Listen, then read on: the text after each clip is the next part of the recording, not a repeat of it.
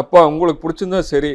ஏன்னா அப்பேற்பட்ட வாய்ப்பை என்கிட்ட கொடுத்த பிள்ளைக்கு நம்ம இந்த மாதிரி ஒரு வாழ்க்கையை அமைச்சு நம்ம புள்ள வாழ்க்கையை தொலைச்சிட்டோமே அப்படிங்கிறது எனக்கு புள்ள போயிடுச்சு. புள்ள இழந்துட்டு உட்காந்துருக்குறேன். என்ற வீடு மட்டும் இல்லைங்க, நானே வெறுமையாக தான் இருக்கிறப்போ. ரஜினி அவருடைய மேரேஜை அவள் சந்தோஷமாக இருக்கணுங்கிறக்காக இந்த மேரேஜ் பண்ணி வச்சேங்க. ஏன்னா அவள் வந்து என்கிட்ட ஒரு மிகப்பெரிய பொறுப்பை கொடுத்துட்டா.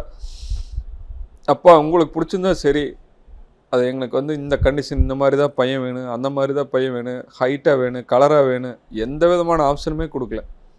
உங்களுக்கு கண்டிஷன் போடல. உங்களுக்கு பிடிச்சா சரி. அந்த ஒரு ஆப்ஷன் என்கிட்ட கொடுத்ததுனால தான் என்னால் அதானதுன்னு நினச்சி என்னால் முடியலைங்க. ஏன்னா அப்பேற்பட்ட வாய்ப்பை என்கிட்ட கொடுத்த பிள்ளைக்கு நம்ம இந்த மாதிரி ஒரு வாழ்க்கையை அமைச்சு நம்ம புள்ள வாழ்க்கையை தொலைச்சிட்டோமே அப்படிங்கிறது என்னால் இன்னும் அதை ஜீர்ணிக்க முடியல. அந்த பொண்ணு எப்படி ஒரு நிம்மதியாக இருக்க முடியும் சொல்லுங்கள்?